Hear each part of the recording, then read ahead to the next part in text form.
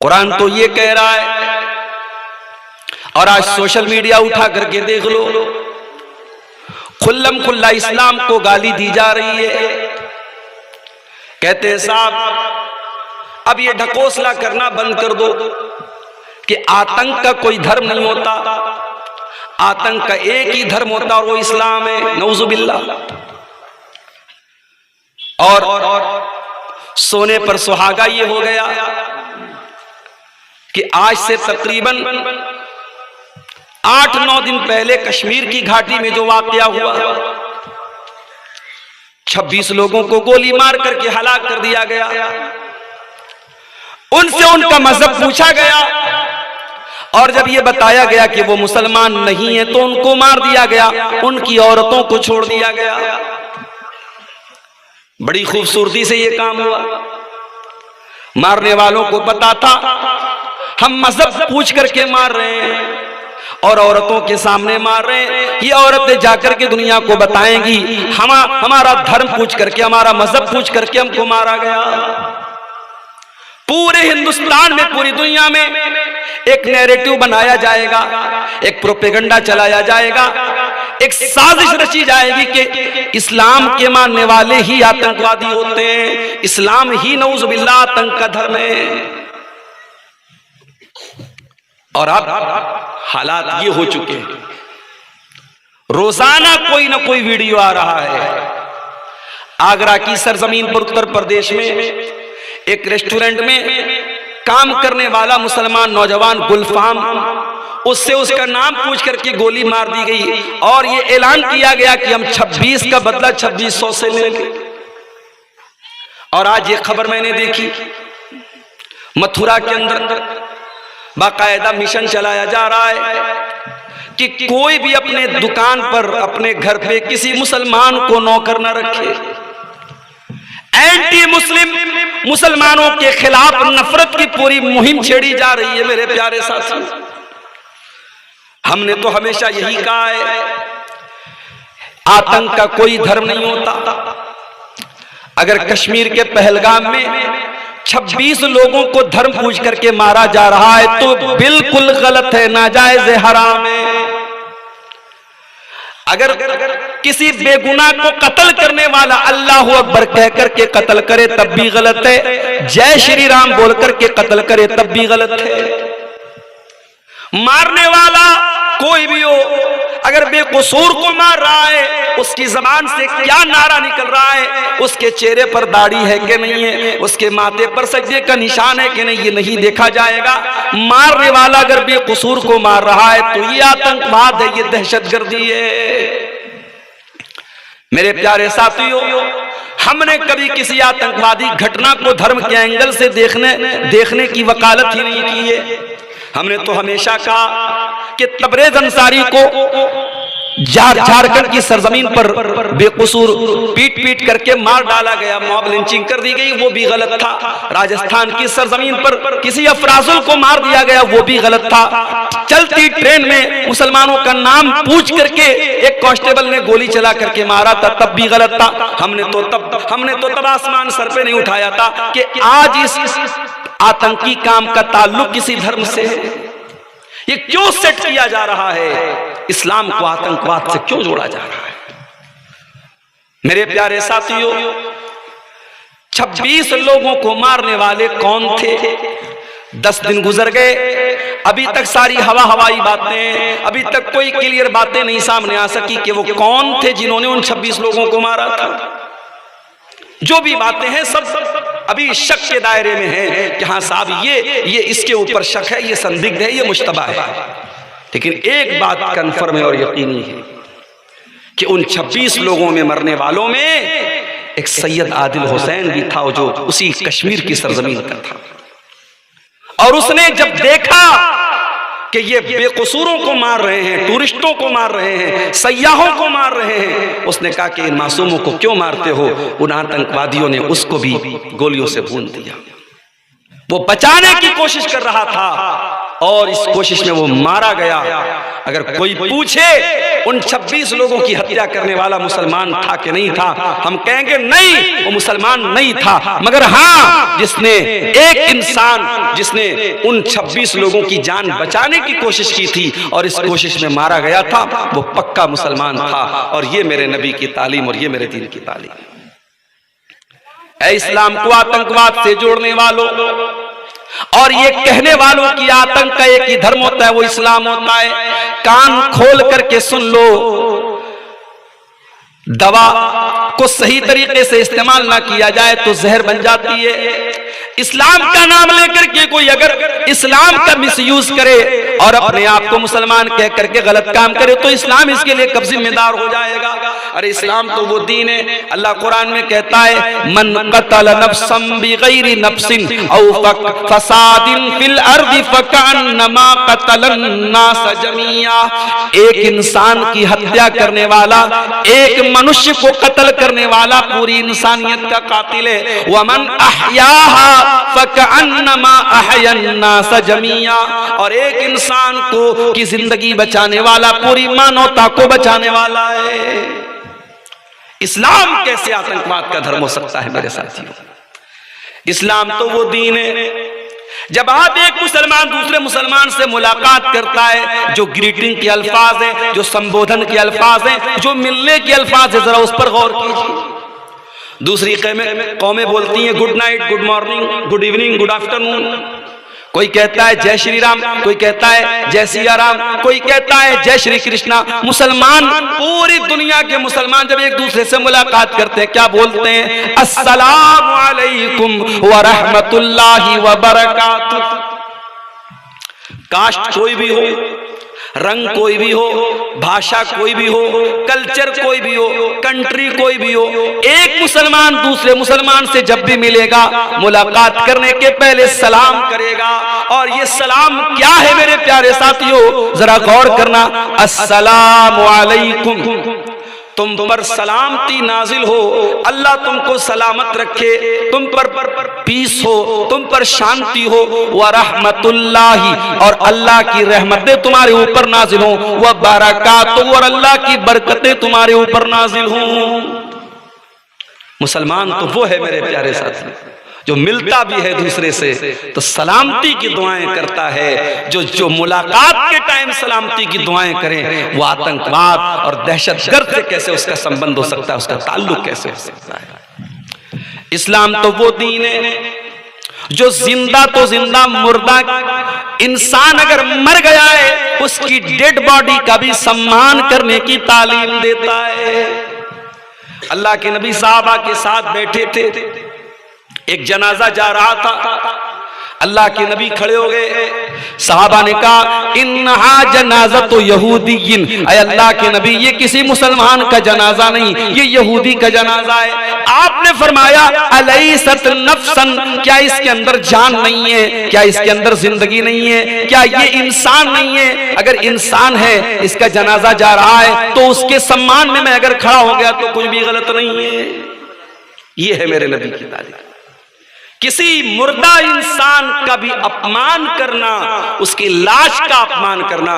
बीच बीच में हमें खबरें मिलती रहती हैं कि साहब फला जगह जो है आतंकवादियों ने हमारे इंडियन आर्मी के फौजियों का सर काट दिया। अल्लाह की कसम, ये काम करने वाला अगर अपने आप को मुसलमान कहता है तो उसे शर्म आनी चाहिए।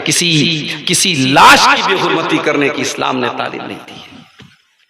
अल्लाह के नबी फरमाते हैं कसरु इज़मिल मय्यति का कसरिही हय्यन, मुर्दा की हड्डी को तोड़ना वैसा ही है जैसे जिंदा की हड्डी को तोड़ना है। आप कब्रिस्तान में अपने किसी रिश्तेदार की कब्र खोद रहे हैं, अगर दूसरे मुर्दे की हड्डी निकल जाए तो शरीयत कहती है कि पूरे सम्मान के साथ उस हड्डी को भी वहीं दफन कर दिया जाए। उस हड्डी को तोड़ना भी आपके लिए जायज नहीं है। यह है इस्लाम की तालीम। इस्लाम और आतंकवाद, इस्लाम और दहशतगर्दी, मेरे प्यारे साथियों, ये दो अपोजिट चीजें हैं, दो बिल्कुल विपरीत चीजें हैं, दो बिल्कुल विरोधी चीजें हैं, बिल्कुल एक दूसरे से टकराने वाली चीजें। अरे इस्लाम तो वो दीन है, नबी अकरम की मौजूदगी में नजरान के ईसाई अल्लाह के नबी के पास आते हैं, उनका डेलीगेट आता है, उनका वफ्द आता है और अल्लाह के नबी से डिस्कशन करता है, गुफ्तगू करता है। उनकी नमाज का टाइम हो जाता है, वो मस्जिद के बाहर जाने लगते हैं। अल्लाह के नबी ने फरमाया, ऐ ईसाइयों, ये हमारी मस्जिद है, ये हमारी मस्जिद है, आप अपनी नमाज यहाँ पे पढ़ना चाहें, हमें कोई ऑब्जेक्शन नहीं, कोई एतराज नहीं। अल्लाह के नबी की मौजूदगी में उन ईसाइयों ने मस्जिद नबी में अपनी नमाज कायम की। इस्लाम का सीना इतना कुशादा है मेरे प्यारे साथियों, इसीलिए अल्लाह कुरान में कहता है, वमा अरसलनाका इल्ला रहमतल लिल आलमीन, ऐ नबी हमने आपको सारी कायनात के लिए रहमत बना करके भेजा है। अभी शेख अब्दुल कलाम साहब एक बात कर रहे थे, आजकल नौजवानों में इश्क और मोहब्बत का बड़ा नशा चढ़ा हुआ है।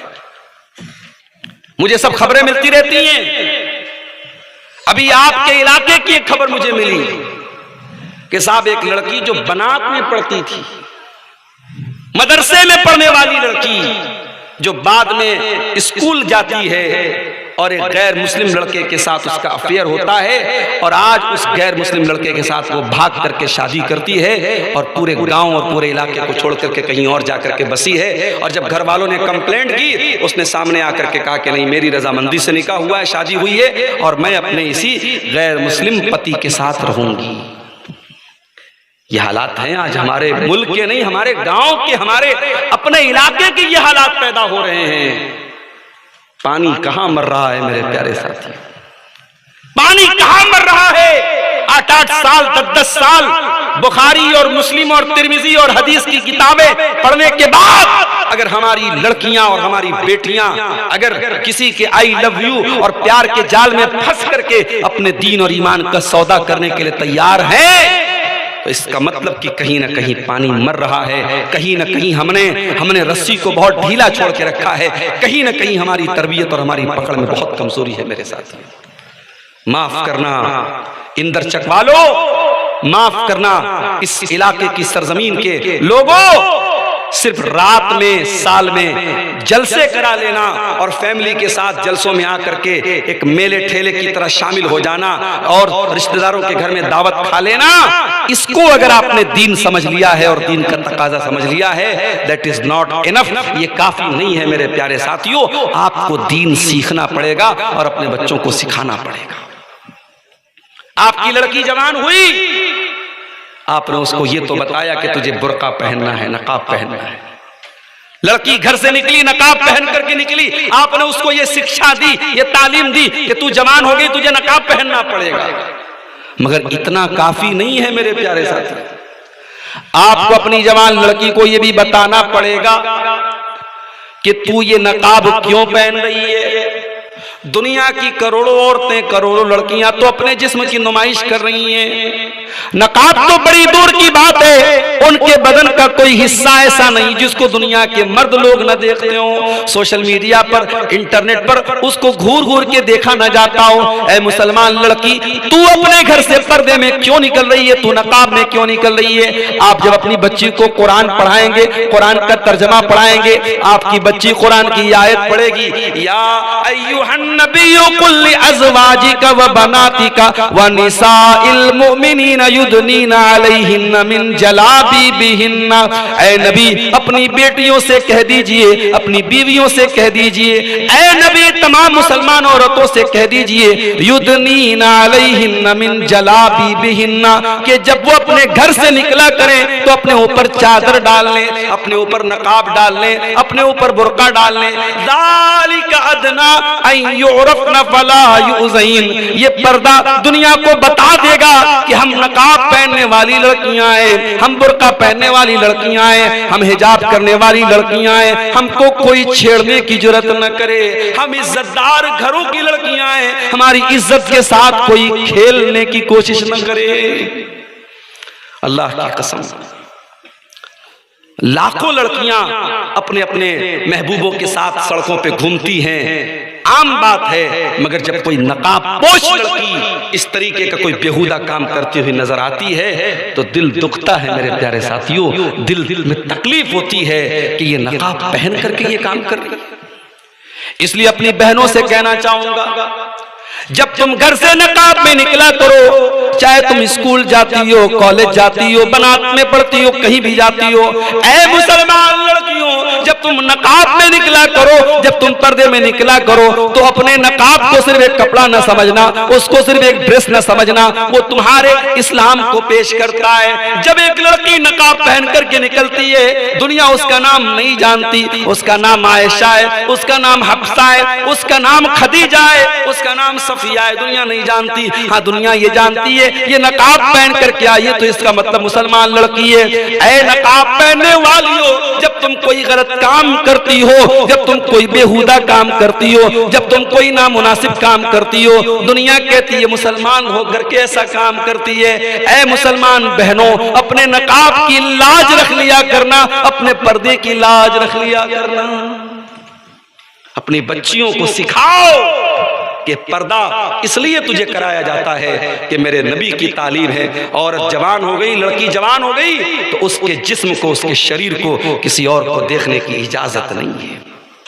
और अगर दुनिया को ये लगता है कि साहब ये बड़ी पाबंदी है, बड़ी रिस्ट्रिक्शन है, बेंगलोर के एक आलिम दीन फ्लाइट में बैठे तो देखा कि फ्लाइट की जो पायलट है वो औरत है, लेडीज औरत है, लेडी है, लड़की चला रही है हवाई जहाज। तो बेंगलोर के आलिम दीन थे मौलाना अब्दुल कदीर उमरी साहब, उनके साथ दूसरे अहले हदीस आलिम थे मौलाना अब्दुल अजीम उमरी मदनी साहब। तो मौलाना अब्दुल कदीर उमरी ने पूछा मौलाना अब्दुल अजीम साहब से कि मौलाना, लड़की पायलट है, हवाई जहाज चलाने वाली औरत है, कहीं ऐसा तो नहीं कि वाकई में हम अपनी औरतों पर अत्याचार कर रहे हैं? कहीं ऐसा तो नहीं कि अपनी औरतों को हम दुनिया की तालीम में आगे नहीं बढ़ने दे रहे, हमारी औरतें पायलट नहीं बन रही हैं? कहीं ऐसा तो नहीं कि वाकई में हम अत्याचार कर रहे हैं अपनी औरतों के ऊपर? तो मौलाना अब्दुल अजीम मदनी ने बड़ा प्यारा जवाब दिया, कहा कि शेख मोहतरम, ये लड़की अगर पायलट नहीं बनेगी तो इसकी जगह कोई दूसरा मर्द बन जाएगा। ये पायलट बनी है, जरूरी नहीं था कि ये पायलट बनती, अगर ये ना बनती तो दूसरा कोई मर्द बन जाता, इसकी कमी को कोई मर्द पूरा कर सकता है। लेकिन अगर ये औरत पायलट बन गई और इसने मां का हक अदा नहीं किया, इसने अपने शौहर के साथ बीवी का हक अदा नहीं किया, दुनिया का कोई मर्द इसकी जगह नहीं ले सकता। माँ का काम माँ को ही करना है, बेटी का काम बेटी को ही करना है, बहन का काम बहन को ही करना है, बीवी का काम बीवी को ही करना है। औरत पायलट बन जाए, औरत हवाओं में उड़ने लगे, मगर औरत का जो असल काम है वो मर्द कभी नहीं कर सकता। मौलाना ने कहा यही इस्लाम है जो ये कहता है कि औरत पहले अपना ओरिजिनल काम करे, जो उसकी ओरिजिनल ड्यूटी है, जो औरत का असल काम है, जिस काम का कोई अल्टरनेट नहीं है। आज दुनिया में मेरी प्यारी माँ और बहनों, आज औरत से सिर्फ उसके सर की चादर नहीं छीनी जा रही है, आज बच्चों से माँ का प्यार छीना जा रहा है। बॉलीवुड की बड़ी बड़ी हीरोइनें साहब, वो दिन रात अपने बदन की नुमाइश कर रही हैं, इधर जिम जा रही है, उधर एक्सरसाइज कर रही हैं, उधर अपनी फिटनेस का जो है वो दिखावा कर रही हैं, और उनके बच्चों को कौन पाल रहा है? बेबी केयर, बेबी टेकर, किसी को तनख्वाह पे रखा है उन्होंने, वो बेबी टेकर और बेबी केयर करने वाला वो उनके बच्चों को पाल रहा है। माफ करना मेरी प्यारी माँ और बहनों, बॉलीवुड की उन करोड़पति हीरोइनों से हमारे गांव की वो गरीब औरत अच्छी है, जो अपने बच्चे को अपना दूध पिलाती है, जो अपने बच्चे को अपना टाइम देती है, जो अपने बच्चे के गीले बिस्तर पे खुद सो जाती है। वो माँ उस करोड़पति और अरबपति बॉलीवुड की हीरोइन से बेहतर है। जो काम वो माँ कर सकती है वो दुनिया का कोई इंसान नहीं कर सकता। इमाम अहमद इब्न हंबल रहमतुल्लाह अलैह खुद फरमाते हैं, मैं बहुत छोटा सा था, मेरे बाप का इंतकाल हो गया था, मैं यतीम हो गया था, मेरी माँ ने मुझको अकेले पाला था, मेरी माँ ने मुझको कुरान का हाफिज बनाया, मेरी माँ ने मुझको पूरा कुरान सिखाया, ओ इंदरचक वालो, जाओ जरा जायजा लेकर के बताओ कितने घरों में माए अपने बच्चों को कुरान पढ़ाती हैं। मदरसे ने पढ़ा दिया तो कौन सा कमाल हो गया, असातिज़ा ने पढ़ा दिया तो कौन सा कमाल हो गया। अरे कमाल तो ये है जब माँ कुरान की हाफिजा हो और माँ अपने बच्चों को कुरान याद करा दे। अहमद इब्न हंबल कहते हैं मेरी माँ ने मुझको कुरान का हाफिज बनाया। फजर की अजान होती थी, हय्या अलस सलाह की आवाज आती थी, मस्जिद मेरे घर से काफी दूर थी, मेरी माँ नकाब पहनती थी, मेरी उंगली पकड़ करके मस्जिद में लेकर के जाती थी, अपने लेडीज सेक्शन में चली जाती थी और मुझे मर्दों के सेक्शन में भेजती थी। पाबंदी से 5 टाइम की नमाज मेरी माँ मुझसे पढ़वाती थी। ओ लोगों, ऐसी माँ की तरबियत मिली तो दुनिया को अहमद इब्न हंबल मिलते हैं, इतने बड़े इमाम मिलते हैं। उन माओं की कमी को कोई पूरा नहीं कर सकता मेरे साथियों। एक सहाबी जिनका नाम फर्रुख था, अल्लाह के नबी के सहाबी, उनका नाम फर्रुख था। वो मैदान जिहाद में जा रहे थे, मैदान जंग में जा रहे थे। जाने के टाइम अपनी बीवी के पास आते हैं और 40,000 दिरहम अपनी बीवी को देते हुए कहते हैं ऐ मेरी बीवी, तू प्रेग्नेंट है, तुझे बच्चा होने वाला है, मुझे नहीं मालूम मैं जिंदा वापस लौटूंगा या नहीं लौटूंगा। अगर मैं ना लौट पाऊं तो ये 40,000 दिरहम बहुत बड़ी रकम है, मैं दे करके जा रहा हूं। मेरा बच्चा जो पैदा होगा उस बच्चे का ख्याल रखना और इस 40,000 रुपये का सही इस्तेमाल करना, इसको सही जगह खर्च करना। सहाबी ने बीवी को वसीयत की और मैदान जिहाद में चले गए। जंग खत्म हो गई, शहीदों की लाशें इकट्ठा की गई। उन शहीदों की लाशों में हजरत फर्रुख की लाश नहीं थी। जो लोग जिंदा बचकर के आए उनमें भी उनका कहीं अता पता नहीं था। कई साल तक बीवी ने इंतजार किया, शौहर का कोई अता पता नहीं, शौहर के बारे में कुछ मालूम नहीं। शौहर के जाने के कुछ दिनों के बाद हजरत फर्रुख की बीवी के घर में विलादत होती है, बच्चा होता है और माँ अपने बच्चे का नाम बड़ी मोहब्बत से रबिया रखती है। बच्चा धीरे धीरे बड़ा होता है, बच्चा बाप के साए से महरूम है, बाप का कोई अता पता नहीं है। माँ अपने उस बच्चे को बड़ी मेहनत से पढ़ाती है, लिखाती है, अल्लाह के नबी की हदीसों का आलिम बनाती है, नबी की हदीसों की मोहब्बत उसके सीने में भरती है। उस दौर के बड़े बड़े अइम्मा के पास भेजती है कि जा मेरे बच्चे, तुझे हदीस का हाफिज बनना है, तुझे हदीस का आलिम बनना है, तुझे बहुत बड़ा आलिम बनना है। अपने बेटे के ऊपर बहुत पैसा खर्च करती है और उसको अपने दौर का बहुत बड़ा आलिम बना देती है। वो माँ इतने बड़े आलिम बन जाते हैं उनके बेटे रबिया कि जब रबिया इंतकाल करते हैं तो इमाम मालिक रहमतुल्लाह अलैह जैसा इंसान कहता है आज से कुरान और हदीस का इल्म दुनिया से चला गया। उन इमाम रबियतुर राय, उनका नाम रबियतुर राय पड़ गया। वो जब कोई राय देते थे इतनी भारी और इतनी वजनदार उनकी बात होती थी कि उनका नाम ही पड़ गया इमाम रबियतुर राय। इतने बड़े मकाम और पोजीशन पर वो लड़का पहुंच गया। जब वो लड़का जवान हुआ उसके बाद हजरत फर्रुख रजी अल्लाह ताला अन्हु जो अभी इंतकाल नहीं जिनका हुआ था, जो अभी जिंदा थे, लापता हो गए थे, वो किसी तरीके से दुश्मन के पास चले गए थे। जान बचा करके कई सालों के बाद जब वापस मदीना आए, मदीना आने के बाद अपने घर आए, घर का दरवाजा खटखटाया, दरवाजा एक जवान इंसान ने खोला। हजरत फर्रुख अपने घर में दाखिल होने लगे। जवान लड़के ने पूछा कहाँ जा रहे हैं आप? कहा ये मेरा घर है, अपने घर में जा रहा हूं। रबिया ने कहा कि ये आपका घर कैसे हो सकता है, ये घर तो मेरा और मेरी माँ का है। अभी बाप बेटे में ये बातें चल रही थी, अंदर से माँ ने अपने शौहर की आवाज को सुन लिया। हाय हाय, 20 बरस के बाद ये मंजर देखने को मिला कि अपने शौहर को जिंदा देख रही है। अपने ऊपर कंट्रोल न रहा, शौहर और बीवी ने एक दूसरे को गले लगाया, बड़ी देर तक रोते रहे। फिर बीवी कहने लगी ऐ मेरे सरताज, ये जवान लड़का जो खड़ा है ये कोई और नहीं, ये आपका बेटा है। हजरत फर्रुख अपने जवान बेटे को गले लगा करके खूब रोए। अपने इसी बेटे की तालीम और तरबियत पर मैंने खर्च किए थे। हजरत फर्रुख अपनी बीवी को गले लगा लेते और कहते हैं मेरी बीवी, तूने वाकई में वो 40,000 दिरहम बिल्कुल सही जगह पर खर्च किए थे। ये होती है माँ और ये होती है माँ की तरबियत। मेरे प्यारे साथियों, हमारे नबी रहमत बन करके आए हैं और हमारे नबी ने माँ को माँ का दर्जा दिया है, बेटी को बेटी का दर्जा दिया है, बहन को बहन का दर्जा दिया है। ऐ मुसलमान लड़कियों, अगर आपको ये लगता है इस्लाम ने आपको बहुत पाबंदियों में जकड़ दिया है, जरा 1400 साल पहले का इतिहास पढ़ के देख लेना कि 1400 साल पहले इस्लाम के आने के पहले और जनाब मोहम्मद रसूलुल्लाह सल्लल्लाहु अलैहि वसल्लम के आने के पहले, मैं ये तो नहीं कह सकता इस्लाम के आने के पहले, ये अल्फाज भी मेरे ख्याल से मुनासिब नहीं है, इसलिए कि बहुत सारे लोग ये समझते हैं कि इस्लाम सिर्फ 1400 साल पुराना मजहब है। इस्लाम तो आदम अलैहिस्सलाम के जमाने से लेकर आज तक जो अल्लाह का दीन है वो इस्लाम ही है, सारे नबियों का दीन इस्लाम है। हाँ, इस्लाम के अलग अलग एडिशन आए, इस्लाम के अलग अलग संस्करण आए, नूह अलैहिस्सलाम भी यही दीन लेकर के आए, इब्राहिम भी यही दीन लेकर के आए, मूसा भी यही दीन लेकर के आए, ईसा भी यही दीन लेकर के आए। शरीयतें अलग अलग थी, इबादत के तरीके अलग अलग थे, मगर मूल शिक्षाएं, बुनियादी तालीम एकेश्वरवाद, एक अल्लाह की इबादत करो,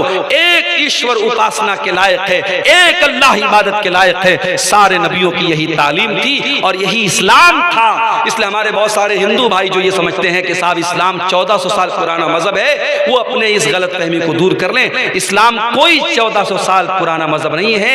आप सनातन की बात करते हैं और कहते साहब हमेशा से सनातन रहा है, तो याद रखिए सनातन क्या है, असल दीन क्या है, असल धर्म क्या है। जो हमारे बाप आदम, जो मनु, जिनके ऊपर हमें मनुष्य कहा जाता है, जिनकी औलाद को मनुष्य कहा जाता है, मनु कौन थे, आदम कौन थे? कुरान कहता आदम भी एक अल्लाह की तौहीद वाले थे और आदम से भी जब गलती हुई है उन्होंने अल्लाह के आगे हाथ उठाया था और दुआ की थी, रब्बना ज़लमना अनफुसना व इल्लम तगफिर लना व तरहमना लनकूनन्ना मिनल खासिरीन। ऐ परवरदिगार, हमने अपनी जान पर जुल्म किया है और अगर तूने नहीं बख्शा और तूने रहम न किया तो हम खसारा उठाने वालों में से हो जाएंगे।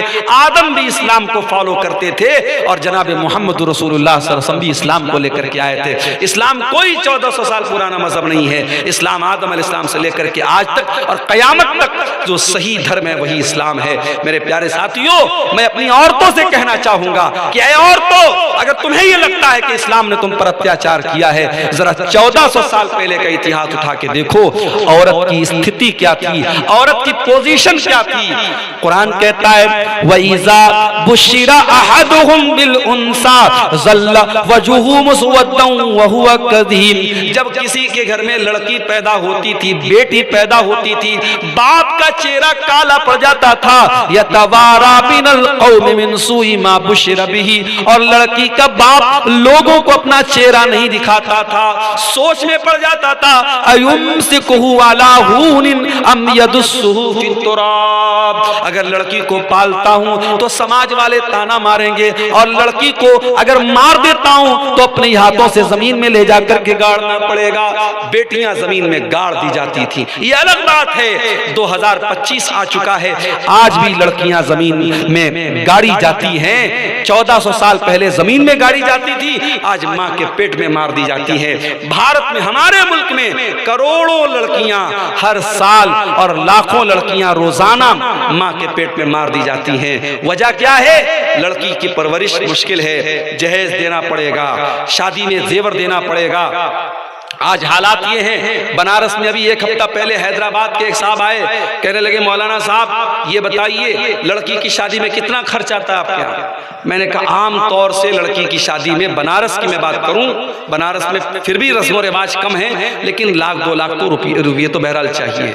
कहा कि मौलाना हमारे हैदराबाद की सरजमीन पे लड़की की शादी करना है, सबसे पहले मैरिज हॉल लेना पड़ेगा। मैरिज हॉल कम से कम 2 लाख का, 1 लाख का जेवर देना पड़ेगा, 2 से 3 लाख का खाना करना पड़ेगा। एक गरीब आदमी, एक मिडिल क्लास आदमी 5-6 लाख का मिनिमम उसको इंतजाम करना पड़ेगा। लोग सूद पर कर्जा ले रहे हैं, लोग बैंकों से लोन ले रहे हैं, लोग अपना घर बेच करके अपनी लड़कियों की शादी कर रहे हैं। उन्होंने कहा कि मौलाना इसको रोकने के लिए आपके पास प्लान क्या है? आप लोग तकरीरें कर रहे हैं, मगर आपकी तकरीरों से कोई असर होने वाला नहीं नजर आ रहा है।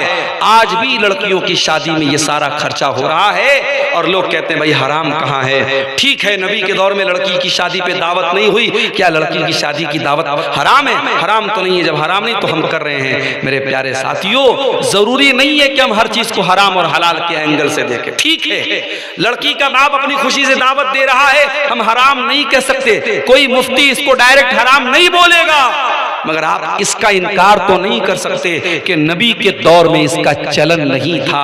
नबी के दौर में कोई बारात का चलन नहीं था। नबी के दौर में कोई हल्दी की रस्म नहीं थी। नबी के दौर में कोई मंगनी की रस्म नहीं थी। नबी के दौर में ताकत हो या ना हो, सिर्फ सोसाइटी में नाक को बचाने के लिए महंगे महंगे जेवरात। आज सोने का दाम आप देखिए लाख के करीब चल रहा है, और लड़की चाहे गरीब की हो चाहे अमीर की हो, इतना जेवर हमें देना पड़ेगा। ये क्यों आपने अपने ऊपर एक बोझ डाल के रखा है मेरे प्यारे साथियों? और अफसोस तो तब होता है जब इन गरीब लड़कियों के घर में शादी करने वाला लड़का, जो खुद भी बहुत गरीब होता है, उसका बाप मूंछों पे ताव दे के कहता है कि साहब हम 50 लोगों से, 100 लोगों से, 200 लोगों से बारात लेके आएंगे। उसे मालूम है लड़की का बाप बड़ी मुश्किल से रिक्शा चलाता है, ताली चलाता है, मजदूरी करता है, बड़ी मुश्किल से पेट भरता है। उसको मालूम है लड़की के घर वालों की हैसियत, उसके बावजूद वो मूंछों पे ताव देके कहता है हमारे 100 बाराती आएंगे, उनका अच्छा नाश्ते पानी का इंतजाम कर देना, उनको खिला देना। ये बेगैरती क्यों हो रही है मेरे प्यारे साथियों? और आज लड़की के बाप को ज़कात मांगनी पड़ रही है। मेरी मैं गरीब आदमी हूं, मुझे लड़की की शादी करना है, वो लोगों के सामने हाथ फैला करके भीख मांगता है, तब उसकी लड़की की शादी होती है।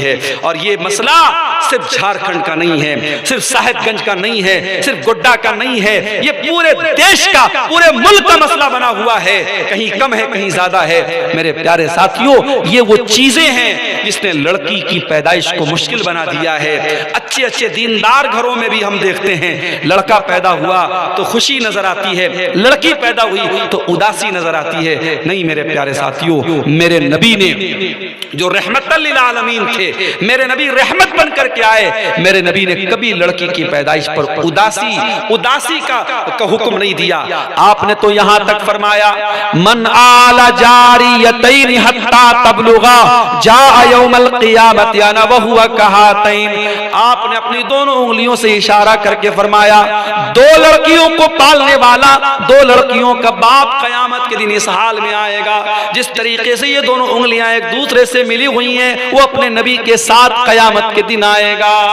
ओ लड़की वालो, ओ बेटी वालो, तुम खुश नसीब हो, अल्लाह ने तुमको जन्नत में जाने का टिकट दे दिया है। अल्लाह के नबी फरमाते हैं मनिब्तुलिया मिन हाज़िहिल बनाति शैअन कुन्न लहू सित्रम मिनन नार। जिसको अल्लाह ताला बेटी देकर के आजमाए, जिसका इम्तिहान अल्लाह ताला बेटी देकर के लेता है और इस इम्तिहान में वो खरा उतर जाता है, कुन्न लहू सित्रम मिनन नार। वो बेटियां अपने माँ बाप को जहन्नम की आग से बचाने का काम करती हैं। मेरे भाइयों, बेटी को अच्छी तालीम दो, अच्छी तरबियत दो, हया वाली बना दो, शर्म वाली बना दो, गैरत वाली बना दो। अपनी लड़की को ऐसा बना दो उसके सर का दुपट्टा कोई छीन ना पाए। अपनी बेटी को ऐसा बना दो प्यार और मोहब्बत के नाम पर कोई उसका कदम ना बहका पाए। अच्छी तालीम दोगे, अच्छी तरबियत दोगे, ये बेटियां जहन्नम की आग से बचाने का काम आपको करेंगी। वमा अरसलना का इल्ला रहमतल लिल आलमीन। ऐ नबी, हमने आपको सारी कायनात के लिए रहमत बना करके भेजा। हमारे नबी औरतों के लिए भी रहमत बन करके आए। यही औरत जब निकाह करके आप अपने घर में बीवी की हैसियत से लाते हैं, कुरान कहता है हुन्ना लिबासुल लकुम व अंतुम लिबासुल लहुन्ना।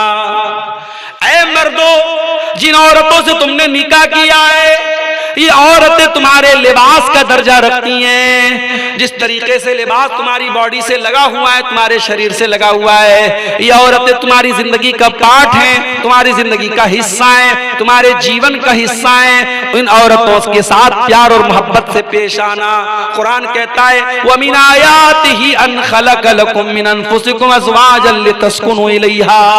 ऐ मेरे बंदो, अल्लाह की निशानियों में से एक निशानी ये भी है कि उसने तुम्हारी बीवियों को बनाया ताकि तुम उनसे सुकून हासिल करो।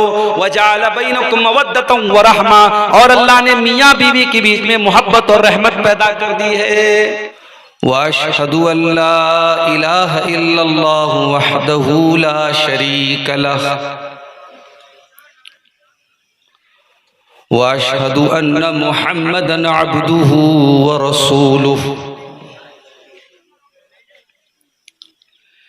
या अय्युहल्लज़ीना आमनुत्तक़ुल्लाह हक़्क़ तुक़ातिही वला तमूतुन्न इल्ला व अंतुम मुस्लिमून। या अय्युहन्नासुत्तक़ू रब्बकुमुल्लज़ी ख़लक़कुम मिन नफ़्सिन वाहिदह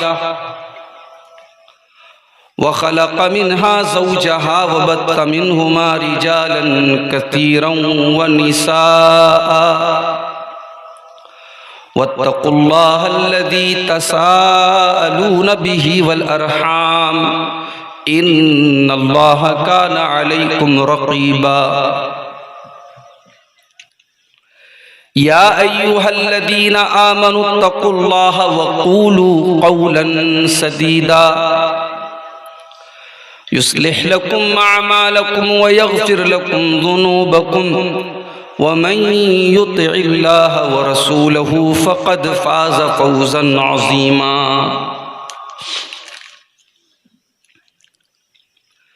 अम्मा बअद फ़इन्न खैरल हदीस किताबुल्लाह फ़क़ीरों का मल्जा ज़ईफ़ों का मावा यतीमों का वाली ग़ुलामों का मौला ख़ताकार से दर गुज़र करने वाला बदंदेश के दिल में घर करने वाला मफासिद को ज़ेरो ज़बर करने वाला क़बाइल को शीरो शकर करने वाला उतर कर हिरा से सुए कौम आया और एक नुस्ख़े कीमिया साथ लाया। मसे खाम को जिसने कुंदन बनाया खरा और खोटा अलग कर दिखाया। अरब जिस पे कर्नों से था जहल छाया बस पलट दी बस एक आन में उसकी काया। रहा डर न बेड़े को मौजे बला का इधर से उधर फिर गया रुख हवा का। वो नबियों में रहमत लक़ब पाने वाला मुरादें गरीबों की बरलाने वाला। मुअज़्ज़ज़ उलमाए किराम, मुहतरम बुज़ुर्गों, नौजवान साथियों, माँओं और बहनों, प्यारे बच्चों, इंद्रचक का ये 2 रोज़ा प्रोग्राम जिसकी आज पहली शब की आखिरी तकरीर करने के लिए मैं आपके सामने हाजिर हुआ हूँ। बहुत पहले से प्रोग्राम की तारीख मुतय्यन थी और दोनों दिन प्रोग्राम में शामिल होने का मैंने वादा भी किया था जिम्मेदारों से, मगर आज बनारस में इरादा ये था कि क्लास करके मैं निकलूंगा और यहाँ 12 बजे के आसपास पहुँच जाऊंगा। कुछ इमरजेंसी आ गई और मुझे बनारस से निकलते निकलते शाम के तकरीबन 5:30 बज गए और बनारस यहाँ से तकरीबन 550-600 किलोमीटर के आसपास है। बनारस से मैं पटना आया, वहाँ हमारे ड्राइवर साहब पहले से मौजूद थे, तैयार थे और नॉन स्टॉप बगैर रुके हुए पटना से लगातार गाड़ी चलाते हुए रास्ते में सिर्फ सीएनजी भरवाने के लिए जो 2-4 मिनट टाइम लगा होगा वही लगा, बगैर कुछ खाए पिए हम लोग, चूँकि ये भी था कि प्रोग्राम में पहुंचना भी है। हम अभी तकरीबन 2:30 बजे के करीब आपके इस गांव में दाखिल हुए। हमारे अजीज़ दोस्त शेख अबुल कलाम सलफ़ी हफ़िज़हुल्लाह तरबियत औलाद के मौजू पर बहुत ही खूबसूरत खिताब कर रहे थे। इस मौजू पर जितना भी बोला जाए कम है।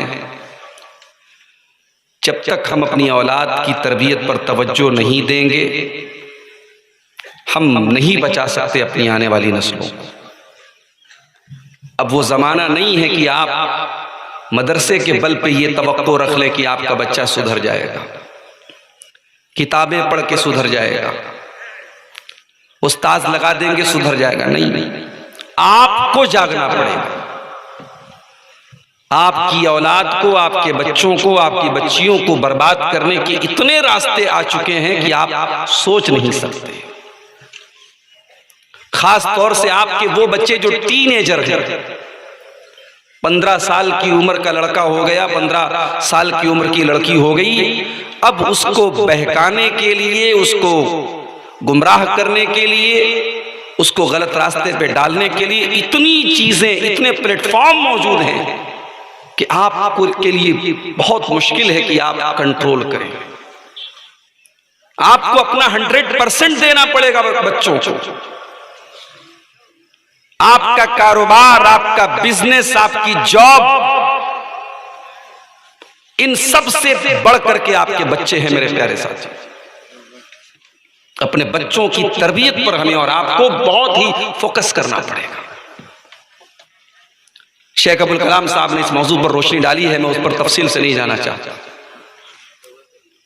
मैंने आपके सामने कुरान करीम की एक ऐसी आयत पढ़ी है जिस आयत में अल्लाह ताला ने अपने आखिरी नबी का इंट्रोडक्शन दे दिया है, अपने आखिरी नबी की पहचान करा दी है कि हमारे आखिरी नबी कौन हैं, वो क्यों आए हैं दुनिया में, उनके आने का मकसद क्या है, उद्देश्य क्या है, वो किस पर्पस के, किस मकसद के लिए दुनिया में आए हैं। अल्लाह ताला ने एक आयत में क्लियर कर दिया। फरमाया वमा अरसलनाका इल्ला रहमतल लिल आलमीन, ऐ मेरे हबीब, ऐ मेरे नबी, हमने आपको सिर्फ और सिर्फ रहमत बना करके भेजा है। आप रहमत बन करके आए हैं, दया बन करके आए हैं, करुणा बन करके आए हैं, मर्सी बन करके आए हैं। लिल आलमीन, सारे कायनात, सारी कायनात के लिए, सारे जहानों के लिए। दुनिया का कोई ऐसा तबका नहीं, दुनिया का कोई ऐसा कोना नहीं, दुनिया का कोई ऐसा गिरोह नहीं है जिसके लिए आप रहमत बन करके ना आए हो। वमा अरसलनाका इल्ला रहमतल लिल आलमीन, ऐ नबी हमने आपको सारी कायनात के लिए रहमत बना करके भेजा है। कुरान तो ये कह रहा है, और आज सोशल मीडिया उठा करके देख लो, खुल्लम खुल्ला इस्लाम को गाली दी जा रही है। कहते हैं साहब अब ये ढकोसला करना बंद कर दो कि आतंक का कोई धर्म नहीं होता, आतंक का एक ही धर्म होता और वो इस्लाम है, नऊजुबिल्लाह। और सोने पर सुहागा ये हो गया कि आज से तकरीबन 8-9 दिन पहले कश्मीर की घाटी में जो वाकया हुआ, 26 लोगों को गोली मार करके हलाक कर दिया गया। उनसे उनका मजहब पूछा गया और जब ये बताया गया कि वो मुसलमान नहीं है तो उनको मार दिया गया, उनकी औरतों को छोड़ दिया गया। बड़ी खूबसूरती से ये काम हुआ। मारने वालों को पता था हम मजहब पूछ करके मार रहे हैं और औरतों के सामने मार रहे हैं। ये औरतें जाकर के दुनिया को बताएंगी हमारा धर्म पूछ करके, हमारा मजहब पूछ करके हमको मारा गया। पूरे हिंदुस्तान में, पूरी दुनिया में एक नैरेटिव बनाया जाएगा, एक प्रोपेगेंडा चलाया जाएगा, एक साजिश रची जाएगी कि इस्लाम के मानने वाले ही आतंकवादी होते हैं, इस्लाम ही नऊजुबिल्लाह आतंक का धर्म है। और अब हालात ये हो चुके हैं, रोजाना कोई ना कोई वीडियो आ रहा है। आगरा की सरजमीन पर, उत्तर प्रदेश में एक रेस्टोरेंट में काम करने वाला मुसलमान नौजवान गुलफाम, उससे उसका नाम पूछ करके गोली मार दी गई और ये ऐलान किया गया कि हम 26 का बदला 2600 से लेंगे। और आज ये खबर मैंने देखी, मथुरा के अंदर बाकायदा मिशन चलाया जा रहा है कि कोई भी अपने दुकान पर, अपने घर पे किसी मुसलमान को नौकर न रखे। एंटी मुस्लिम, मुसलमानों के खिलाफ नफरत की पूरी मुहिम छेड़ी जा रही है। मेरे प्यारे साथियों, हमने तो हमेशा यही कहा है, आतंक का कोई धर्म नहीं होता। अगर कश्मीर के पहलगाम में 26 लोगों को धर्म पूछ करके मारा जा रहा है तो बिल्कुल गलत है, नाजायज है, हराम है। अगर किसी बेगुनाह को कत्ल करने वाला अल्लाहू अकबर कह करके कत्ल करे तब भी गलत है, जय श्री राम बोल करके कत्ल करे तब भी गलत है। मारने वाला कोई भी हो, अगर बेकसूर को मार रहा है, उसकी जबान से क्या नारा निकल रहा है, उसके चेहरे पर दाढ़ी है कि नहीं है, उसके माथे पर सजदे का निशान है कि नहीं, ये नहीं देखा जाएगा। मारने वाला अगर बेकसूर को मार रहा है तो ये आतंकवाद है, ये दहशतगर्दी है। मेरे प्यारे साथियों, हमने कभी किसी आतंकवादी घटना को धर्म के एंगल से देखने की वकालत ही नहीं की है।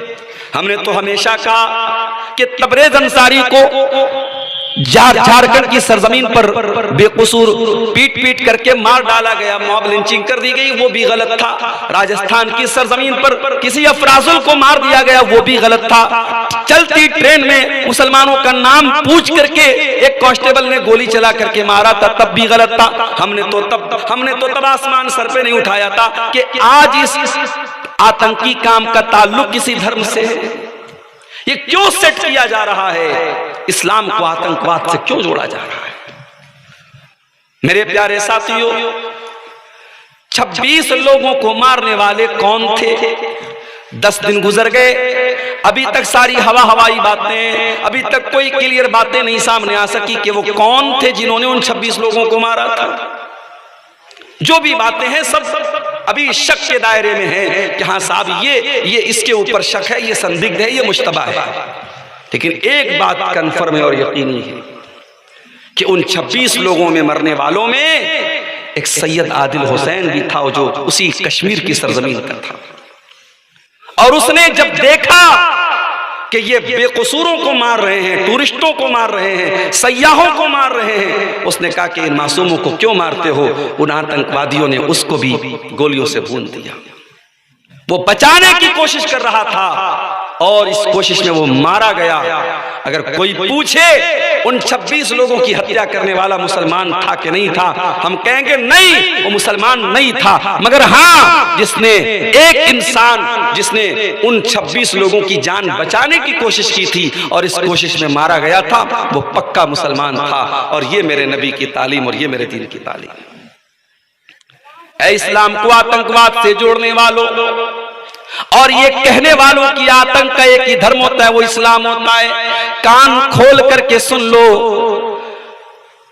दवा को सही तरीके से इस्तेमाल ना किया जाए तो जहर बन जाती है। इस्लाम का नाम लेकर के कोई अगर इस्लाम का मिसयूज करे और अपने आप को मुसलमान कह करके गलत काम करे तो इस्लाम इसके लिए कब जिम्मेदार हो जाएगा? अरे इस्लाम तो वो दीन है, अल्लाह कुरान में कहता है, मन कतल नफ्सन बिगैरि नफ्सिन औ फसादिन फिल अर्दि फकअन्नमा कतलन नास जमीआ। एक इंसान की हत्या करने वाला, एक मनुष्य को कत्ल करने वाला पूरी इंसानियत का कातिल है। वमन अहयाहा फकअन्नमा अहयन नास जमीआ। और एक इंसान को की जिंदगी बचाने वाला पूरी मानवता को बचाने वाला है। इस्लाम कैसे आतंकवाद का धर्म हो सकता है मेरे साथियों? इस्लाम तो वो दीन है, जब आप एक मुसलमान दूसरे मुसलमान से मुलाकात करता है, जो ग्रीटिंग के अल्फाज हैं, जो संबोधन के अल्फाज हैं, जो मिलने के अल्फाज हैं, जरा उस पर गौर कीजिए। दूसरी कौमें बोलती हैं good night, good morning, good evening, good afternoon. कोई कहता है जय श्री राम, कोई कहता है जय सिया राम, कोई कहता है जय श्री कृष्णा। मुसलमान, पूरी दुनिया के मुसलमान जब एक दूसरे से मुलाकात करते हैं क्या बोलते हैं? अस्सलामु अलैकुम व रहमतुल्लाहि व बरकातुहू। कास्ट कोई भी हो, रंग कोई भी हो, भाषा कोई भी हो, कल्चर कोई भी हो, कंट्री कोई भी हो, एक मुसलमान दूसरे मुसलमान से जब भी मिलेगा मुलाकात करने के पहले सलाम करेगा। और ये सलाम क्या है मेरे प्यारे साथियों, जरा गौर करना। अस्सलामु अलैकुम, तुम पर सलामती नाजिल हो, अल्लाह तुमको सलामत रखे, तुम पर पीस हो, तुम पर शांति हो। व रहमतुल्लाहि, और अल्लाह की रहमतें तुम्हारे ऊपर नाजिल हो। व बरकातुहू, और अल्लाह की बरकतें तुम्हारे ऊपर नाजिल हो। मुसलमान तो वो है मेरे प्यारे साथी जो मिलता भी है दूसरे से तो सलामती की दुआएं करता है। जो मुलाकात के टाइम सलामती की दुआएं करें, वो आतंकवाद और दहशतगर्द से कैसे उसका संबंध हो सकता है, उसका ताल्लुक कैसे हो सकता है। इस्लाम तो वो दीन है जो जिंदा तो जिंदा, मुर्दा इंसान अगर मर गया है उसकी डेड बॉडी का भी सम्मान करने की तालीम देता है। अल्लाह के नबी साहबा के साथ बैठे थे, एक जनाजा जा रहा था, अल्लाह के नबी खड़े हो गए। साहबा ने कहा इन्हा जनाज़तु यहूदिय्यिन, ऐ अल्लाह के नबी ये किसी मुसलमान का जनाजा नहीं, ये यहूदी का जनाजा है। आपने फरमाया अलैसत नफ्सन, क्या इसके अंदर जान नहीं है, क्या इसके अंदर जिंदगी नहीं है, क्या ये इंसान नहीं है? अगर इंसान है, इसका जनाजा जा रहा है, तो उसके सम्मान में मैं अगर खड़ा हो गया तो कुछ भी गलत नहीं है।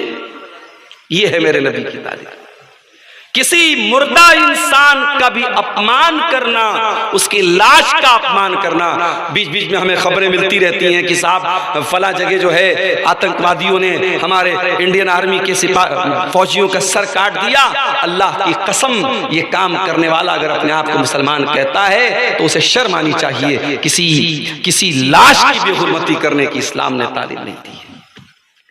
अल्लाह के नबी फरमाते हैं कसरु इज़मिल मय्यत का कसरिही हय्यन, मुर्दा की हड्डी को तोड़ना वैसा ही है जैसे जिंदा की हड्डी को तोड़ना है। आप कब्रिस्तान में अपने किसी रिश्तेदार की कब्र खोद रहे हैं, अगर दूसरे मुर्दे की हड्डी निकल जाए तो शरीयत कहती है कि पूरे सम्मान के साथ उस हड्डी को भी वहीं दफन कर दिया जाए। उस हड्डी को तोड़ना भी आपके लिए जायज नहीं है। यह है इस्लाम की तालीम। इस्लाम और आतंकवाद, इस्लाम और दहशतगर्दी मेरे प्यारे साथियों, ये दो अपोजिट चीजें हैं, दो बिल्कुल विपरीत चीजें हैं, दो बिल्कुल विरोधी चीजें हैं, बिल्कुल एक दूसरे से टकराने वाली चीजें। अरे इस्लाम तो वो दीन है, नबी अकरम की मौजूदगी में नजरान के ईसाई अल्लाह के नबी के पास आते हैं, उनका डेलीगेट आता है, उनका वफ्द आता है और अल्लाह के नबी से डिस्कशन करता है, गुफ्तगू करता है। उनकी नमाज का टाइम हो जाता है, वो मस्जिद के बाहर जाने लगते हैं। अल्लाह के नबी ने फरमाया ऐ ईसाइयों, ये हमारी मस्जिद है, ये हमारी मस्जिद है, आप अपनी नमाज यहाँ पे पढ़ना चाहें, हमें कोई ऑब्जेक्शन नहीं, कोई एतराज नहीं। अल्लाह के नबी की मौजूदगी में उन ईसाइयों ने मस्जिद नबी में अपनी नमाज कायम की। इस्लाम का सीना इतना कुशादा है मेरे प्यारे साथियों, इसीलिए अल्लाह कुरान में कहता है वमा अरसलनाका इल्ला रहमतल लिल आलमीन, ऐ नबी हमने आपको सारी कायनात के लिए रहमत बना करके भेजा है। अभी शेख अब्दुल कलाम साहब एक बात कर रहे थे, आजकल नौजवानों में इश्क और मोहब्बत का बड़ा नशा चढ़ा हुआ है। मुझे सब खबरें मिलती रहती हैं। अभी आपके इलाके की एक खबर मुझे मिली कि साहब एक लड़की जो बनात में पढ़ती थी, मदरसे में पढ़ने वाली लड़की जो बाद में स्कूल जाती है और एक गैर मुस्लिम लड़के के साथ उसका अफेयर होता है और आज उस गैर मुस्लिम लड़के के साथ वो भाग करके शादी करती है और पूरे गांव और पूरे इलाके को छोड़ करके कहीं और जाकर के बसी है। और जब घर वालों ने कंप्लेंट की, उसने सामने आकर के कहा कि नहीं, मेरी रजामंदी से निकाह हुआ है, शादी हुई है और मैं अपने इसी गैर मुस्लिम पति के साथ रहूंगी। ये हालात हैं आज हमारे मुल्क के नहीं, हमारे गांव के, हमारे अपने इलाके के ये हालात पैदा हो रहे हैं। पानी कहां मर रहा है मेरे प्यारे साथी, पानी कहां मर रहा है? 8-8 साल 10-10 साल बुखारी और मुस्लिम और तिरमिजी और हदीस की किताबें पढ़ने के बाद अगर हमारी लड़कियां और हमारी बेटियां अगर किसी के आई लव यू और प्यार के जाल में फंस करके अपने दीन और ईमान का सौदा करने के लिए तैयार हैं, तो इसका मतलब कि कहीं ना कहीं पानी मर रहा है, कहीं ना कहीं हमने रस्सी को बहुत ढीला छोड़ के रखा है, कहीं ना कहीं हमारी तरबियत और हमारी पकड़ में बहुत कमजोरी है मेरे साथ। माफ करना इंदर चक वालों, माफ करना इस इलाके की सरजमीन के लोगों, सिर्फ रात में साल में जलसे करा लेना और फैमिली के साथ जलसों में आकर के एक मेले ठेले की तरह शामिल हो जाना और रिश्तेदारों के घर में दावत खा लेना, इसको अगर आपने दीन समझ लिया है और दीन का तकाजा समझ लिया है, दैट इज नॉट इनफ, ये काफी नहीं है मेरे प्यारे साथियों। आपको दीन सीखना पड़ेगा और अपने बच्चों को सिखाना पड़ेगा। आपकी लड़की जवान हुई, आपने उसको ये तो बताया कि तुझे बुर्का पहनना है, नकाब पहनना है। लड़की घर से निकली नकाब पहन करके निकली, आपने उसको ये शिक्षा दी, ये तालीम दी कि तू जवान हो गई, तुझे नकाब पहनना पड़ेगा। मगर इतना काफी नहीं है मेरे प्यारे साथी, आपको अपनी जवान लड़की को ये भी बताना पड़ेगा कि तू ये नकाब क्यों पहन रही है। दुनिया की करोड़ों औरतें, करोड़ों लड़कियां तो अपने जिस्म की नुमाइश कर रही हैं, नकाब तो बड़ी दूर की बात है, उनके बदन का कोई हिस्सा ऐसा नहीं जिसको दुनिया के मर्द लोग न देखते हो। सोशल मीडिया पर, इंटरनेट पर उसको घूर घूर के देखा न जाता हो। ऐ मुसलमान लड़की, तू अपने घर से पर्दे में क्यों निकल रही है, तू नकाब में क्यों निकल रही है। आप जब अपनी बच्ची को कुरान पढ़ाएंगे, कुरान का तर्जमा पढ़ाएंगे, आपकी बच्ची कुरान की आयत पढ़ेगी, या अय्युहन नबिय्यु कुल लिअज़वाजिका व बनातिका व निसाइल मुमिनीना युदनीना अलैहिन्ना मिन जलाबिबिहिन्ना। ऐ नबी, अपनी बेटियों से कह दीजिए, अपनी बीवियों से कह दीजिए, ऐ नबी तमाम मुसलमान औरतों से कह दीजिए, युदनीना अलैहिन्ना मिन जलाबिबिहिन्ना, कि जब वो अपने घर से निकला करें तो अपने ऊपर चादर डाल लें, अपने ऊपर नकाब डाल लें, अपने ऊपर बुर्का डाल लें। ज़ालिका अदना अन युरफ़ना फला युज़ैन, ये पर्दा दुनिया को बता देगा कि हम नकाब पहनने वाली लड़कियां हैं, हम बुर्का पहनने वाली लड़कियां हैं, हम हिजाब करने वाली लड़कियां हैं, हमको कोई छेड़ने की जरूरत न करे, हम इज्जतदार घरों की लड़कियां हैं, हमारी इज्जत के साथ कोई खेलने की कोशिश न करे।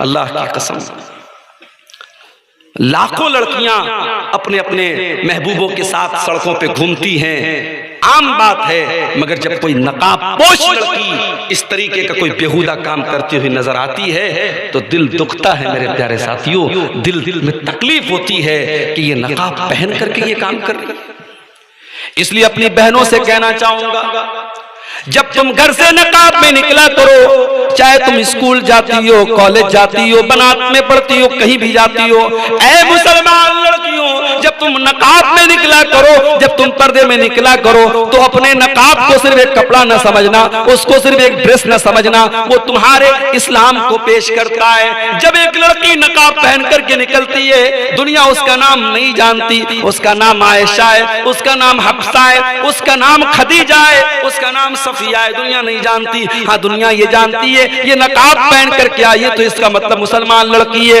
ऐ नकाब पहनने वालियों, जब तुम कोई गलत काम करती हो, जब तुम कोई बेहुदा काम करती हो, जब तुम कोई नामुनासिब काम करती हो, दुनिया कहती है मुसलमान होकर के ऐसा काम करती है। ऐ मुसलमान बहनों, अपने नकाब की लाज रख लिया करना, अपने पर्दे की लाज रख लिया करना।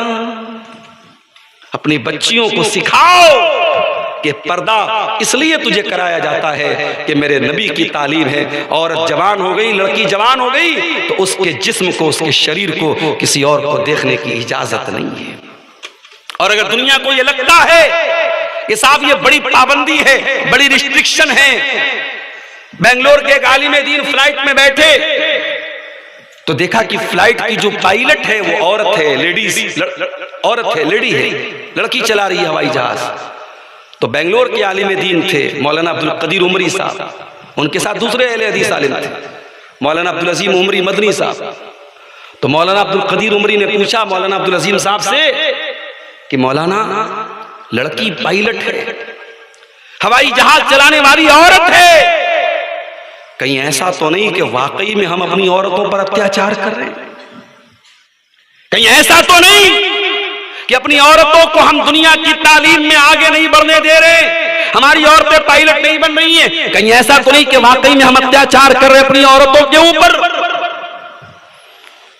तो मौलाना अब्दुल अजीज मदनी ने बड़ा प्यारा जवाब दिया, कहा कि शेख मोहतरम, ये लड़की अगर पायलट नहीं बनेगी तो इसकी जगह कोई दूसरा मर्द बन जाएगा। ये पायलट बनी है, जरूरी नहीं था कि ये पायलट बनती, अगर ये न बनती तो दूसरा कोई मर्द बन जाता। इसकी कमी को कोई मर्द पूरा कर सकता है, लेकिन अगर ये औरत पायलट बन गई और इसने मां का हक अदा नहीं किया, इसने अपने शौहर के साथ बीवी का हक अदा नहीं किया, दुनिया का कोई मर्द इसकी जगह नहीं ले सकता। माँ का काम माँ को ही करना है, बेटी का काम बेटी को ही करना है, बहन का काम बहन को ही करना है, बीवी का काम बीवी को ही करना है। औरत पायलट बन जाए, औरत हवाओं में उड़ने लगे, मगर औरत का जो असल काम है वो मर्द कभी नहीं कर सकता। मौलाना ने कहा यही इस्लाम है जो ये कहता है कि औरत पहले अपना ओरिजिनल काम करे, जो उसकी ओरिजिनल ड्यूटी है, जो औरत का असल काम है, जिस काम का कोई अल्टरनेट नहीं है। आज दुनिया में मेरी प्यारी माँ और बहनों, आज औरत से सिर्फ उसके सर की चादर नहीं छीनी जा रही है, आज बच्चों से माँ का प्यार छीना जा रहा है। बॉलीवुड की बड़ी बड़ी हीरोइनें साहब, वो दिन रात अपने बदन की नुमाइश कर रही हैं, इधर जिम जा रही है, उधर एक्सरसाइज कर रही हैं, उधर अपनी फिटनेस का जो है वो दिखावा कर रही हैं, और उनके बच्चों को कौन पाल रहा है? बेबी केयर, बेबी टेकर, किसी को तनख्वाह पे रखा है उन्होंने, वो बेबी टेकर और बेबी केयर करने वाला वो उनके बच्चों को पाल रहा है। माफ करना मेरी प्यारी माँ और बहनों, बॉलीवुड की उन करोड़पति हीरोइनों से हमारे गांव की वो गरीब औरत अच्छी है, जो अपने बच्चे को अपना दूध पिलाती है, जो अपने बच्चे को अपना टाइम देती है, जो अपने बच्चे के गीले बिस्तर पे खुद सो जाती है। वो माँ उस करोड़पति और अरबपति बॉलीवुड की हीरोइन से बेहतर है। जो काम वो माँ कर सकती है वो दुनिया का कोई इंसान नहीं कर सकता। इमाम अहमद इब्न हंबल रहमतुल्लाह अलैह खुद फरमाते हैं, मैं बहुत छोटा सा था, मेरे बाप का इंतकाल हो गया था, मैं यतीम हो गया था, मेरी माँ ने मुझको अकेले पाला था, मेरी माँ ने मुझको कुरान का हाफिज बनाया, मेरी माँ ने मुझको पूरा कुरान सिखाया। ओ इंदरचक वालों, जाओ जरा जायजा लेकर के बताओ कितने घरों में माए अपने बच्चों को कुरान पढ़ाती हैं। मदरसे ने पढ़ा दिया तो कौन सा कमाल हो गया, असातिज़ा ने पढ़ा दिया तो कौन सा कमाल हो गया। अरे कमाल तो ये है जब माँ कुरान की हाफिजा हो और माँ अपने बच्चों को कुरान याद करा दे। अहमद इब्न हंबल कहते हैं, मेरी माँ ने मुझको कुरान का हाफिज बनाया।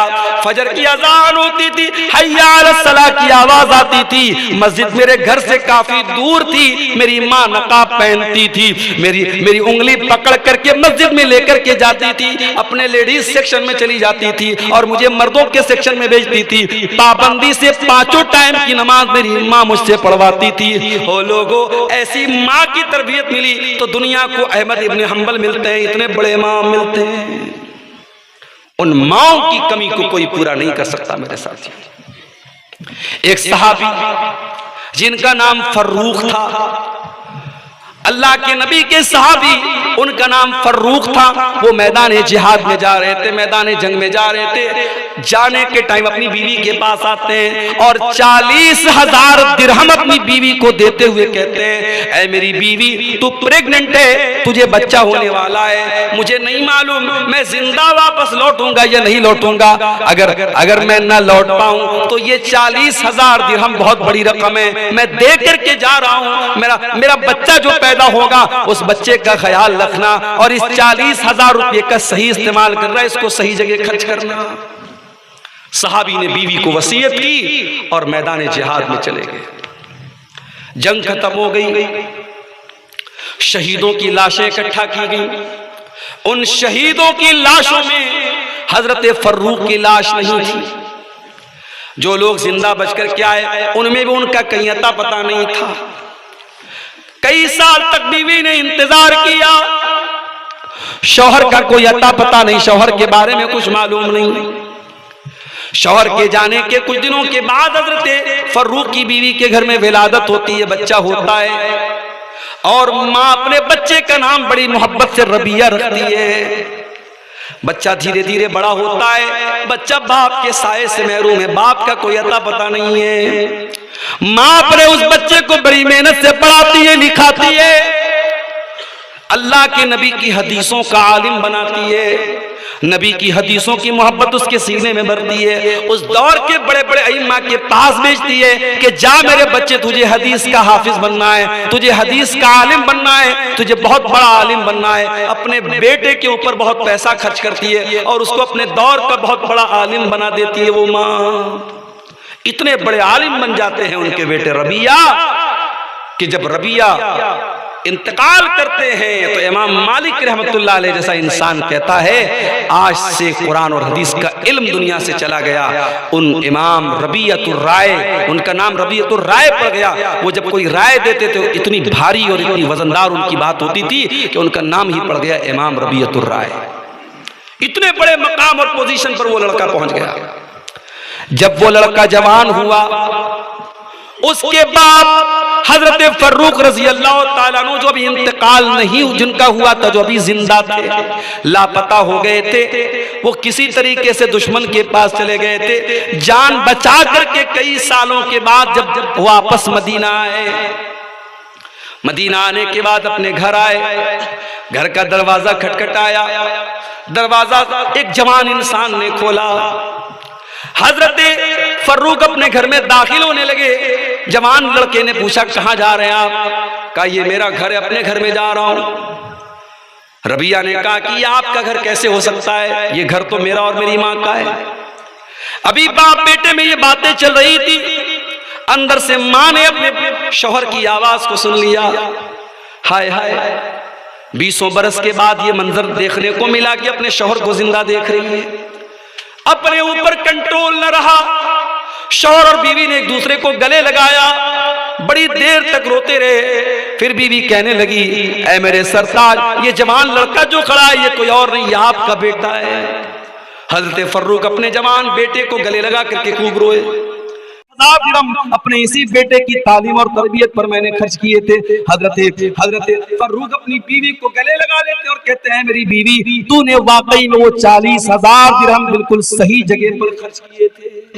ये होती है माँ और ये होती है माँ की तरबियत। मेरे प्यारे साथियों, हमारे नबी रहमत बन करके आए हैं और हमारे नबी ने माँ को माँ का दर्जा दिया है, बेटी को बेटी का दर्जा दिया है, बहन को बहन का दर्जा दिया है। ऐ मुसलमान लड़कियों, अगर आपको ये लगता है इस्लाम ने आपको बहुत पाबंदियों में जकड़ दिया है, जरा 1400 साल पहले का इतिहास पढ़ के देख लेना कि 1400 साल पहले इस्लाम के आने के पहले और जनाब मोहम्मद रसूलुल्लाह सल्लल्लाहु अलैहि वसल्लम के आने के पहले, मैं ये तो नहीं कह सकता इस्लाम के आने के पहले, ये अल्फाज भी मेरे ख्याल से मुनासिब नहीं है, इसलिए कि बहुत सारे लोग ये समझते हैं कि इस्लाम सिर्फ 1400 साल पुराना मजहब है। इस्लाम तो आदम अलैहिस्सलाम के जमाने से लेकर आज तक जो अल्लाह का दीन है वो इस्लाम ही है। सारे नबियों का दीन इस्लाम है। हाँ, इस्लाम के अलग अलग एडिशन आए, इस्लाम के अलग अलग संस्करण आए।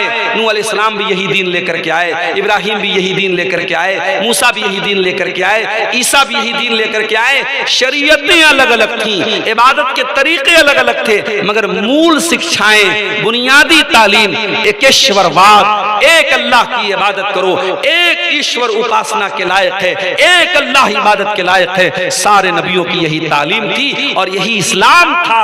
इसलिए हमारे बहुत सारे हिंदू भाई जो ये समझते हैं कि साहब इस्लाम 1400 साल पुराना मजहब है, वो अपने इस गलत फहमी को दूर कर लें। इस्लाम कोई 1400 साल पुराना मजहब नहीं है। आप सनातन की बात करते हैं और कहते साहब हमेशा से सनातन रहा है, तो याद रखिए सनातन क्या है, असल दीन क्या है, असल धर्म क्या है। जो हमारे बाप आदम, जो मनु, जिनके ऊपर हमें मनुष्य कहा जाता है, जिनकी औलाद को मनुष्य कहा जाता है, मनु कौन थे, आदम कौन थे? कुरान कहता आदम भी एक अल्लाह की तौहीद वाले थे और आदम से भी जब गलती हुई है उन्होंने अल्लाह के आगे हाथ उठाया था और दुआ की थी, रब्बना ज़लमना अनफुसना व इल्लम तगफिर लना व तरहम अरहमना लनकूनन्न मिनल खासिरीन। ऐ परवरदिगार, हमने अपनी जान पर जुल्म किया है और अगर तूने नहीं बख्शा और तूने रहम न किया तो हम खसारा उठाने वालों में से हो जाएंगे। आदम भी इस्लाम को फॉलो करते थे और जनाब मोहम्मद रसूलुल्लाह सल्लल्लाहु अलैहि वसल्लम भी इस्लाम को लेकर के आए थे। इस्लाम कोई 1400 साल पुराना मजहब नहीं है। इस्लाम आदम अलैहिस्सलाम से लेकर के आज तक और कयामत तक जो सही धर्म है वही इस्लाम है। मेरे प्यारे साथियों, मैं अपनी औरतों से कहना चाहूंगा कि ऐ औरतों, अगर तुम्हें यह लगता है कि इस्लाम ने तुम पर अत्याचार किया है, जरा 1400 साल पहले का इतिहास उठा के देखो। औरत की स्थिति क्या थी, औरत की पोजीशन क्या थी। कुरान कहता है वइज़ा बुशिरा अहदुहुम बिल उनसा ज़ल्ला वजुहु मुस्वद्दन व हुवा कज़ीम। जब किसी के घर में लड़की पैदा होती थी, बेटी पैदा होती थी, बाप का चेहरा काला पड़ जाता था। यतवारा बिनल कौम मिन सुई मा बुशिरा बिही, और लड़की का बाप लोगों को अपना चेहरा नहीं दिखाता था, सोच में पड़ जाता था अयुमसिकुहु अला हुनिन अम यदुस्सुहु फित तुराब। अगर लड़की को पालता हूं तो समाज वाले ताना मारेंगे और लड़की को अगर मार देता हूं तो अपने हाथों से जमीन में ले जाकर के गाड़ना पड़ेगा। बेटियां जमीन में गाड़ दी जाती थी, ये अलग बात है। 2025 आ चुका है, आज भी लड़कियां जमीन में गाड़ी जाती हैं। 1400 साल पहले जमीन में गाड़ी जाती थी, आज मां के पेट में मार दी जाती है। भारत में, हमारे मुल्क में करोड़ों लड़कियां हर साल और लाखों लड़कियां रोजाना मां के पेट में मार दी जाती हैं। वजह क्या है? लड़की की परवरिश मुश्किल है, जहेज देना पड़ेगा, शादी में जेवर देना पड़ेगा। आज हालात ये हैं, बनारस में अभी एक हफ्ता पहले हैदराबाद के एक साहब आए, कहने लगे मौलाना साहब ये बताइए लड़की की शादी में कितना खर्च आता है आपके यहाँ। मैंने कहा आम तौर से लड़की की शादी में, बनारस की मैं बात करूं, बनारस में फिर भी रस्म रिवाज कम है, लेकिन 1-2 लाख तो रुपये तो बहरहाल चाहिए। कहा कि मौलाना हमारे हैदराबाद की सरजमीन पे लड़की की शादी करना है, सबसे पहले मैरिज हॉल लेना पड़ेगा। मैरिज हॉल कम से कम 2 लाख का, 1 लाख का जेवर देना पड़ेगा, 2 से 3 लाख का खाना करना पड़ेगा। एक गरीब आदमी, एक मिडिल क्लास आदमी 5-6 लाख का मिनिमम उसको इंतजाम करना पड़ेगा। लोग सूद पर कर्जा ले रहे हैं, लोग बैंकों से लोन ले रहे हैं, लोग अपना घर बेच करके अपनी लड़कियों की शादी कर रहे हैं। उन्होंने कहा कि मौलाना इसको रोकने के लिए आपके पास प्लान क्या है? आप लोग तकरीरें कर रहे हैं मगर आपकी तकरीरों से कोई असर होने वाला नहीं नजर आ रहा है। आज भी लड़कियों की शादी में ये सारा खर्चा हो रहा है और लोग कहते हैं भाई हराम कहाँ है। ठीक है, नबी के दौर में लड़की की शादी पे दावत नहीं हुई, क्या लड़की की शादी की दावत हराम है? हराम तो नहीं है। जब हराम नहीं तो हम कर रहे हैं। मेरे प्यारे साथियों, जरूरी नहीं है कि हम हर चीज को हराम और हलाल के एंगल से देखें। ठीक है, लड़की का बाप अपनी खुशी से दावत दे रहा है, हम हराम नहीं कह सकते, कोई मुफ्ती इसको डायरेक्ट हराम नहीं बोलेगा, मगर आप इसका इनकार तो नहीं कर सकते कि नबी के दौर में इसका चलन नहीं था। नबी के दौर में कोई बारात का चलन नहीं था, नबी के दौर में कोई हल्दी की रस्म नहीं थी, नबी के दौर में कोई मंगनी की रस्म नहीं थी। नबी के दौर में ताकत हो या ना हो, सिर्फ सोसाइटी में नाक को बचाने के लिए महंगे महंगे जेवरात। आज सोने का दाम आप देखिए लाख के करीब चल रहा है और लड़की चाहे गरीब की हो चाहे अमीर की हो, इतना जेवर हमें देना पड़ेगा। ये क्यों आपने अपने ऊपर एक बोझ डाल के रखा है मेरे प्यारे साथियों? और अफसोस तो तब होता है जब इन गरीब लड़कियों के घर में शादी करने वाला लड़का, जो खुद भी बहुत गरीब होता है, उसका बाप मूंछों पे ताव दे के कहता है कि साहब हम 50 लोगों से, 100 लोगों से, 200 लोगों से बारात लेके आएंगे। उसे मालूम है लड़की का बाप बड़ी मुश्किल से रिक्शा चलाता है, ताली चलाता है, मजदूरी करता है, बड़ी मुश्किल से पेट भरता है। उसको मालूम है लड़की के घर वालों की हैसियत, उसके बावजूद वो मूंछों पे ताव दे के कहता है हमारे 100 बाराती आएंगे, उनका अच्छा नाश्ते पानी का इंतजाम कर देना, उनको खिला देना। ये बेगैरती क्यों हो रही है मेरे प्यारे साथियों? और आज लड़की के बाप को ज़कात मांगनी पड़ रही है। मैं गरीब आदमी हूं, मुझे लड़की की शादी करना है, वो लोगों के सामने हाथ फैला करके भीख मांगता है, तब उसकी लड़की की शादी होती होती है। और ये मसला सिर्फ झारखंड का नहीं है, सिर्फ साहिबगंज का नहीं है, सिर्फ गोड्डा का नहीं है, ये पूरे देश का, पूरे मुल्क का मसला बना हुआ है। कहीं कम है, कहीं ज्यादा है। मेरे प्यारे साथियों, ये वो चीजें हैं जिसने लड़की की पैदाइश को मुश्किल बना दिया है। अच्छे अच्छे दीनदार घरों में भी हम देखते हैं, लड़का पैदा हुआ तो खुशी नजर आती है, लड़की पैदा हुई तो उदासी नजर आती है। नहीं मेरे प्यारे साथियों, मेरे नबी ने जो रहमतल लिल आलमीन थे, मेरे नबी रहमत बन करके आए, मेरे नबी ने कभी लड़की की पैदाइश पर उदासी का हुक्म नहीं दिया। आपने तो यहां तक फरमाया, मन आला जारियतैन हत्ता तबलुगा जा यौमल क़ियामत याना वहुवा कहातैन। आपने अपनी दोनों उंगलियों से इशारा करके फरमाया, दो लड़कियों को पालने वाला, दो लड़कियों का बाप क़यामत के दिन इस हाल में आएगा। जिस तरीके से ये दोनों उंगलियां एक दूसरे से मिली हुई हैं, वो अपने नबी के साथ क़यामत के दिन आएगा। ओ लड़की वालो, ओ बेटी वालो, तुम खुश नसीब हो, अल्लाह ने तुमको जन्नत में जाने का टिकट दे दिया है। अल्लाह के नबी फरमाते हैं, मनिब्तुलिया मिन हाज़िहिल बनाति शैअन कुन्न लहू सित्रम मिनन नार। जिसको अल्लाह ताला बेटी दे करके आजमाए, जिसका इम्तिहान अल्लाह ताला बेटी दे करके लेता है और इस इम्तिहान में वो खरा उतर जाता है, कुन्न लहू सित्रम मिनन नार। वो बेटियां अपने माँ बाप को जहन्नम की आग से बचाने का काम करती हैं। मेरे भाइयों, बेटी को अच्छी तालीम दो, अच्छी तरबियत दो, हया वाली बना दो, शर्म वाली बना दो, गैरत वाली बना दो। अपनी लड़की को ऐसा बना दो उसके सर का दुपट्टा कोई छीन ना पाए। अपनी बेटी को ऐसा बना दो प्यार और मोहब्बत के नाम पर कोई उसका कदम ना बहका पाए। अच्छी तालीम दोगे, अच्छी तरबियत दोगे, ये बेटियां जहन्नम की आग से बचाने का काम आपको करेंगी। वमा अरसलनाका इल्ला रहमतल लिल आलमीन। ऐ नबी, हमने आपको सारी कायनात के लिए रहमत बना करके भेजा। हमारे नबी औरतों के लिए भी रहमत बन करके आए। यही औरत जब निकाह करके आप अपने घर में बीवी की हैसियत से लाते हैं, कुरान कहता है, हुन्ना लिबासुल लकुम व अंतुम लिबासुल लहुन्ना।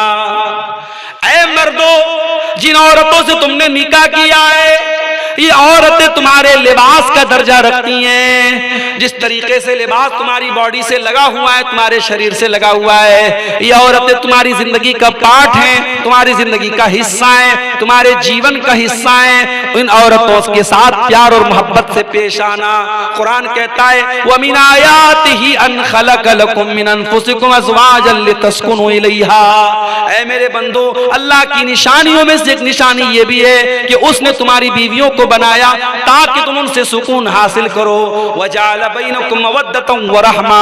और अल्लाह ने मियाँ बीवी के बीच में मोहब्बत और रहमत पैदा कर दी है। अजान हो रही है, फजर की अजान होने लगी। मेरे प्यारे साथियों, मैं यहीं से अपनी बात को ख़त्म करता हूँ। नमाज का टाइम है, अजान हो रही है। आप लोग नमाज पढ़ के ही अपने घरों को जाइएगा। माँ बहनों से भी कहूँगा कि नमाज पढ़ के ही आप जो है सोइएगा। ये 2-3 सवाल आए हैं, मुख्तसर में जवाब सुन लीजिए। किसी का शौहर इंतकाल कर जाता है तो शौहर और बीवी के रिश्तेदार उस शौहर की जो बीवी है उसको नया कपड़ा देते हैं, तो क्या ये कुरान और हदीस की रोशनी में सही है या नहीं? बिल्कुल ये गलत है। ये रस्म है जिसको लोगों ने बनाया है। और फिर वही बात आती है, इस तरीके की रस्में समाज में जब चलने लगती हैं तो फिर वो ज़रूरी बन जाती हैं, समाज का हिस्सा बन जाती हैं। उसको जो है वो कंपलसरी लोग समझने लगते हैं। इसलिए इस तरीके की रस्मों से बचिए। चाहे शादी का मसला हो, चाहे मैयत का मसला हो, जो चीज़ें कुरान हदीस से साबित नहीं हैं उसको आप शरीयत का दर्जा मत दीजिए। अल्लाह ताला हमें नेक अमल, अच्छी समझ की तौफीक अता फरमाए। रब्बुल आलमीन हमें दीन पर चलने वाला बनाए। जिस तरीके से आज का प्रोग्राम आप लोगों ने सुकून के साथ, सब्र के साथ सुना है, आने वाली रात में भी हमें सब्र और सुकून के साथ अल्लाह प्रोग्राम में शामिल होने, उलमा के बयानात को सुनने और अमल करने की तौफीक अता फरमाए। आमीन व आखिर दावाना अल्हम्दुलिल्लाहि रब्बिल आलमीन। वस्सलामु अलैकुम व रहमतुल्लाहि व बरकातुहू।